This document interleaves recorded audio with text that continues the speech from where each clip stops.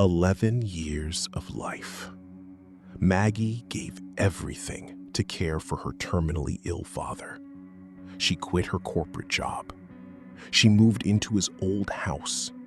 She sacrificed her marriage, her savings, her youth.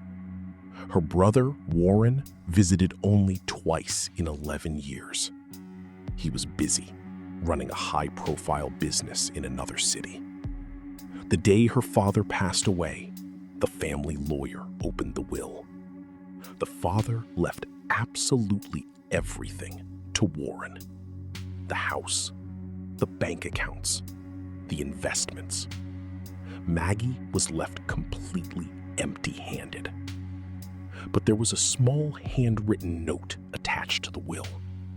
It was addressed directly to Maggie in her father's shaky handwriting. The note contained only 4 words. "You didn't need it." Warren took the keys and told Maggie to pack her bags. 2 days later, Maggie was sorting through her father's old garage tools. Buried deep inside a rusty metal coffee jar, her hand hit something heavy. It wasn't a tool. It was an old, cheap burner phone. And it was still fully charged. The old phone didn't have a password. Maggie opened the text messages.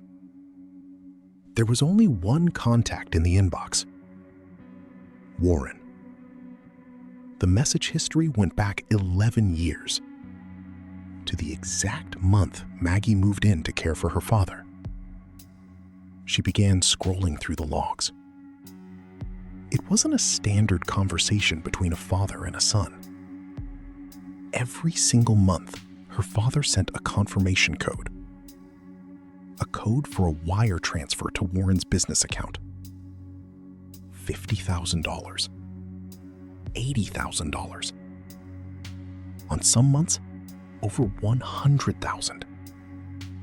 While Maggie was buying cheap groceries, millions were leaving this house. Her wealthy brother didn't build his business alone. Their dying father was funding him in secret.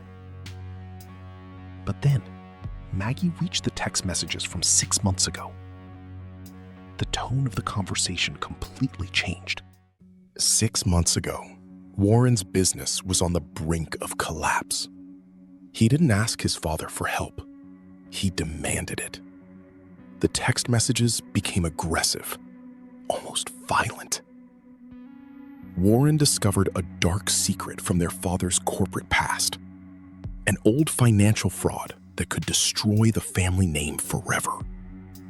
He used it as leverage against his own dying father.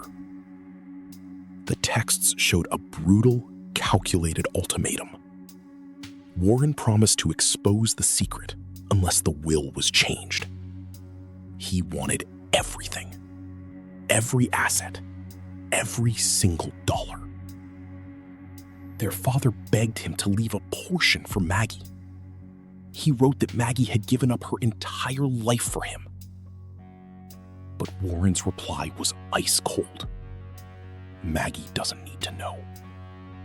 If she gets a single cent, the documents go to the federal prosecutors. Maggie stared at the screen, her world completely shattering. Her father didn't hate her. He was terrified. And then, she noticed an audio attachment at the very end of the chat. Maggie tapped the glowing play icon. The speaker hissed with static. Then, her father's voice filled the room. It was weak, broken, breathing heavily between sentences. He wasn't talking to Warren. The audio was recorded for Maggie. The old man knew she would eventually find the hidden jar. He said, "Maggie, if you are listening to this, I am already gone. And Warren has taken everything from you. I signed the will because he threatened to destroy our name. But I did not leave you empty-handed. Warren thinks his business is thriving because of my money. He doesn't know that every single wire transfer was a trap. I didn't send him cash.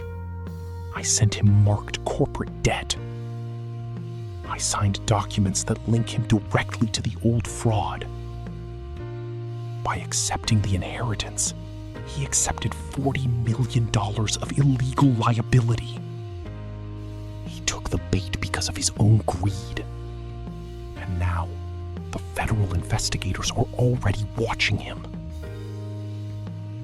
Maggie's breath caught in her throat as the audio continued. The father's voice on the recording grew weaker, turning into a whisper. He told Maggie that the note attached to the will was true. She didn't need Warren's toxic money because she already had her own. For 11 years, her father had been buying physical gold bars.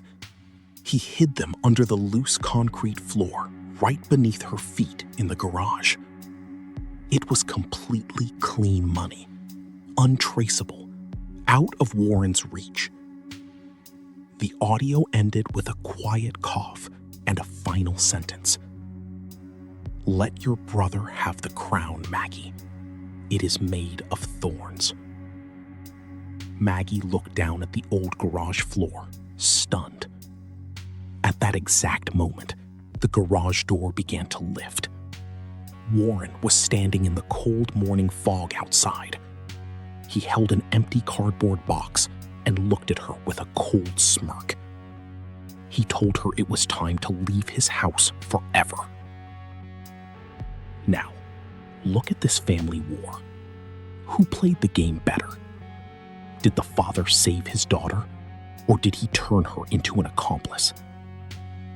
Comment the word undeeded if you think Warren deserved the trap.